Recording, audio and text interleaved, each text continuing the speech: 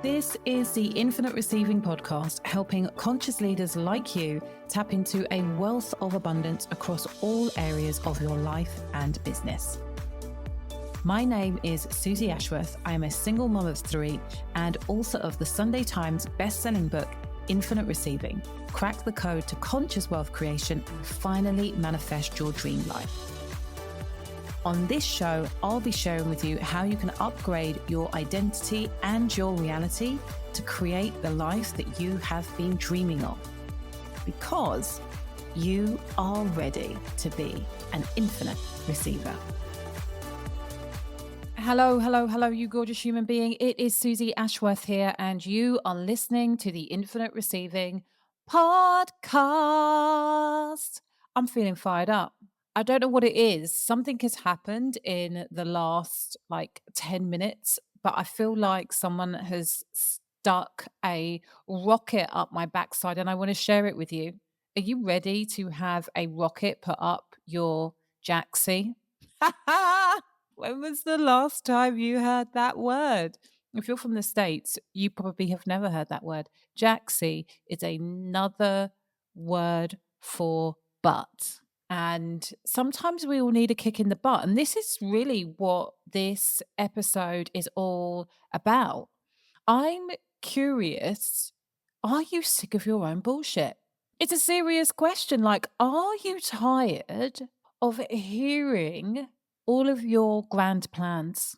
Are you tired of hearing yourself talk about all of your dreams and desires and your big, hairy, scary, impossible goals? Or are you tired of hearing yourself whining about the shadow work that you've been doing for the last 15 years that hasn't quite got this piece where you are over your fear and you're still worried about X, Y, and Z? Are you just bored of your own bullshit? If you are in the right place. I was planning out a meeting. We're going to have a team meeting in a couple of days' time. And I was listening to one of my mentors talk about how he runs meetings. And look, don't get me wrong, there was a reason that I was listening to this training because I thought it would be helpful. And I think that there is always space for improvement and upgrading. And it occurred to me as I was listening, wow, you're spending actually way too much time planning this. And as I had that thought, I was reminded of a post that I'd seen on Facebook the night before. And in fact, it wasn't one post, it was 2 posts. It was 2 posts of somebody sharing vulnerably, not hashtag vulnerably, but vulnerably about her process. Now, there is nothing wrong with this. I have no issue with people sharing their process unless you have heard that person sharing their process, i.e., processing for the last 6 months. Every single time this woman has an epiphany about how she hasn't been showing up in her business, we hear about it. And I just want to say, stop. One, anybody who isn't familiar with you isn't impressed by the fact that you have not been showing up in your business and you've been dining out on your previous successes and you haven't done anything new and you've been taking things for granted. Nobody new is impressed with that. And everybody who has been in your world has been listening to you wang on about this for the last 6 months. Stop talking about it. Stop talking about it. And as I was listening to this guy talking about meetings and planning out my meeting and thinking, I need to do this and I need to do that and I need to do this, I thought, this is the issue. This is the issue that so many of us, and I'm going to put myself in that bucket too, have. There's too much time thinking about it, planning about it, writing about it, talking about it, and not actually enough time executing. Hands up if you know that this is you. I know that it is you because we all do it to a certain extent, except the people who are really getting shit done. I want us all to be in the bucket of people who are really getting shit done. So I want you to think about your big goal, your big vision. You know the one that you have been talking about, wanging about, dreaming about, meditating on, affirming on, doing all of the things that you need to do on except actually doing the thing. That one. I want you to think about your big goal, your big vision, and I want you to think about what the primary problem is that you need to solve first in order to get that result. What is the first thing that stands out to you? So, your goal might be I want to make £100,000 this year through coaching, but you're not a coach yet. The primary problem that you need to solve first is becoming a coach. The second problem that you need to solve is getting clients, coaching, and then clients. And actually, for that goal, for me, I'm like, you would do that. You get to do that simultaneously. I'm thinking about the students in our certification, and this is what we are teaching them to do simultaneously: train and become a world class coach whilst learning how to get clients. It's happening at the same time. You do the work, those two things happen. You might already be an established coach and the goal is to make £250,000 this year. So an extra, say, 150K.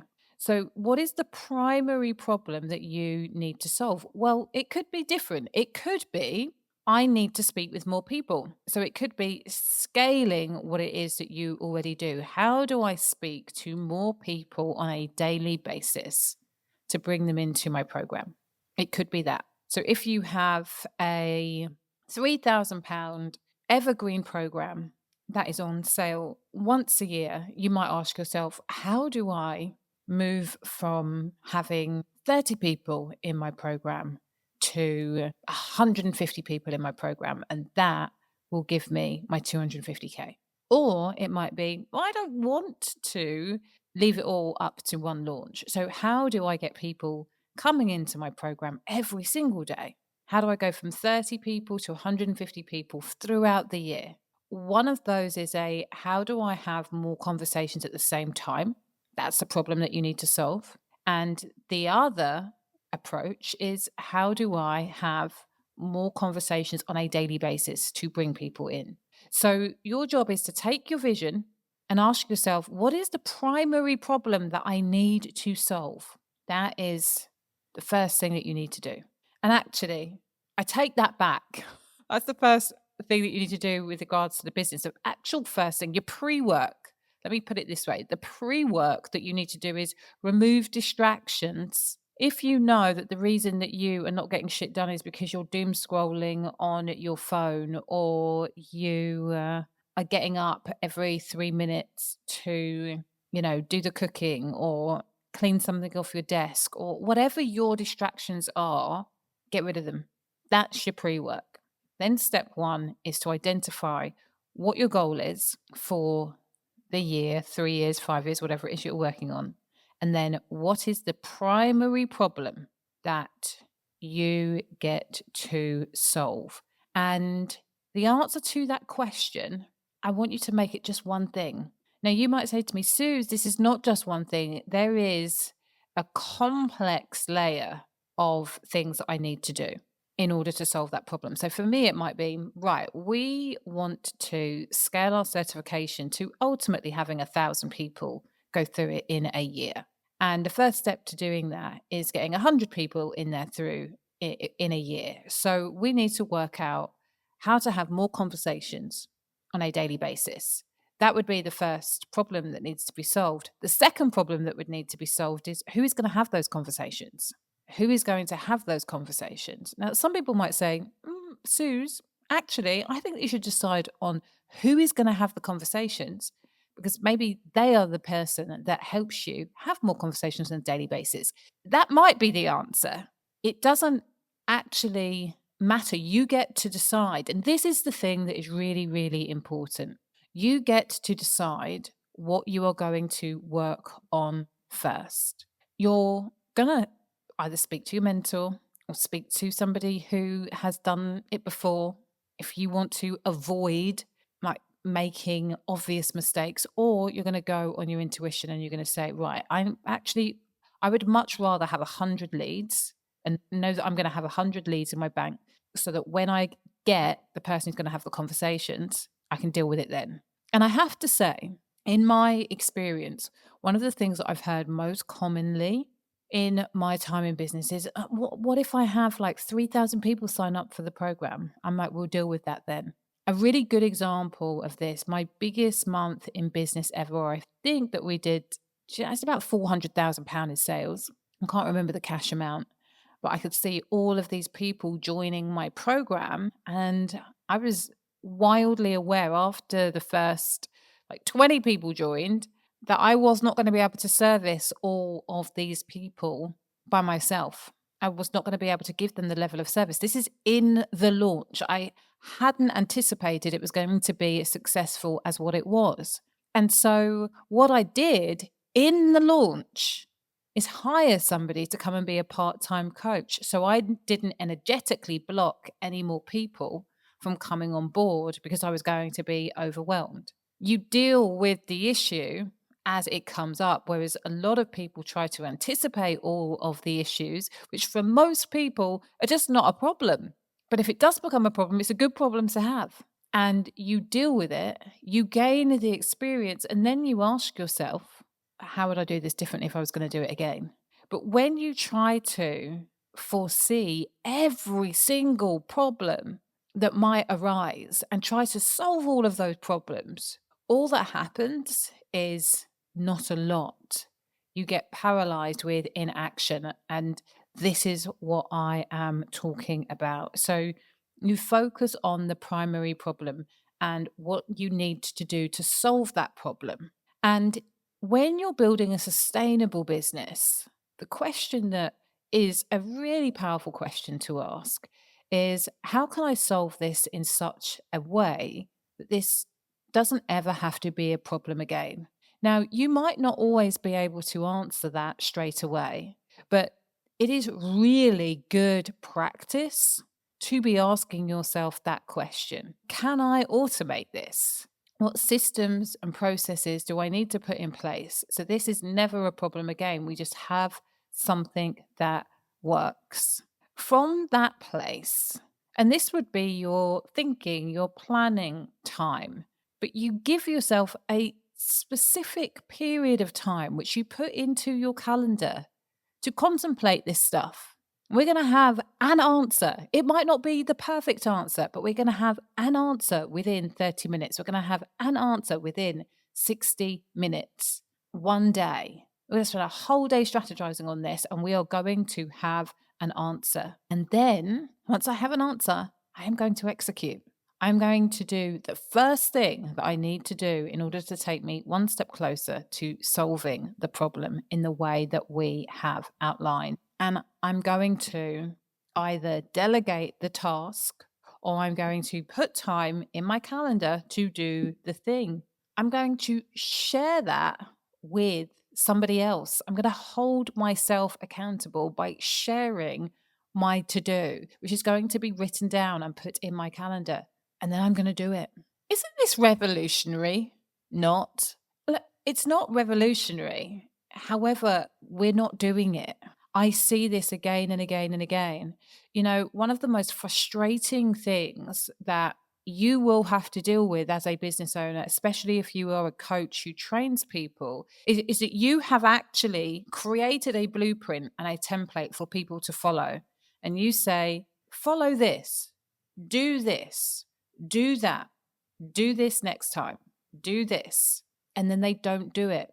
And then they tell you that it's not working. And they tell you that they don't really feel like it anymore. And they tell you that, you know, it just doesn't feel aligned. And I think that there's another way. And I think that no, just follow, execute the plan. Now, what happens when you execute the plan is that sometimes the plan goes really, really, really, really well. It's amazing. And other times the plan doesn't work quite as well as you want it to. Now, that doesn't mean that the plan is shit. It doesn't mean that. It means that you have to be willing to look at what has happened and ask yourself, what would I change? How could I make this better? Where do we get stuck? How can I approach this differently? And this, my friend, is business. You're in business. I don't mind whether you call yourself an entrepreneur, a business owner, a solopreneur, a coach. I don't mind what it is that you call yourself, but I want you to understand that you are in business. And what happens in business is that you get blueprints and templates for success, which are amazing. And then you have the uniqueness of what it is that you do, how you speak, how you show up, and you bring that to the table. Those two things have to combine. The blueprint and the foundation, it has to combine with your magic, which means that every single time somebody executes a plan, it is slightly different based on their own unique makeup. That doesn't mean that the plan is shit. It doesn't mean that it is not useful for you to have a blueprint or a template to work from. It means that being in business, you execute, you review, you refine. You execute, you review, you refine. That means a specific period of time for looking, for analyzing, for thinking, for planning, and then you go again. So, my invitation for you is to just to do this. How about that? Crazy. Let's just do this. What is the vision that you have? What is the number one problem that you need to solve? Give yourself a specific period of time, come up with an answer, and then commit to executing. Hold yourself accountable by speaking, letting somebody know what it is that you are going to do, delegate the task, make sure that that task, that to do, is in a calendar, that you've created time and space for it. And then you're going to see how it goes. You're going to execute, you're going to review, and then you're going to refine. And you're going to do that again and again and again and again and again until you are living the life of your dreams. How about that? That's the payoff. Is the life of your dreams, is the business that you dream about, is that a worthwhile payoff for just executing? I think that it is. I know that it is. And you know what else I know? Is you are worth the life and business of your dreams. You are absolutely worthy. You are absolutely deserving. So let's stop messing about and let's get this done. Remember that it is faith plus action that equals miracles. And you know what I would really, really love is for you just to share this with one person. And if you don't know anybody that you think would benefit from this, share it on Instagram and just tag me. Like that's that. If you've got even a morsel of value, that is the only thing that I am asking of you today. And if you hadn't heard already, we've got something called Pathway to Purpose coming up. It's our second round. It's a live virtual 3-day event. I've got a whole section on how AI is going to be changing this industry and how we get to work with it to upgrade our offerings and the service that we give, as opposed to being replaced by it, which a lot of coaches, whether people want to admit it or not, are going to have that experience unless they understand one, how to utilize it, and two, how to set your business apart. I am super excited to be going deep on this during our 3-day event. If this sounds sexy to you, you're not yet earning 6 figures and you really want to, then susieashworth.com/pathway to purpose. Perfect for you if you are a brand new coach and you want to learn how to build a world class business. You're somebody who is transitioning from corporate or from healing, anything where you haven't actually got your coaching certification and you really want to understand how to go from one to one to one to many, it is perfect for you too. So I'm going to say, I look forward to being in your earbuds next time. I love you. You're amazing and can't wait to see you. Bye. Thank you for listening to Infinite Receiving with me, Susie Ashworth. I'd love to share with you my Infinite Receiving activation audio. Go to susieashworth.com/activate infinite receiving.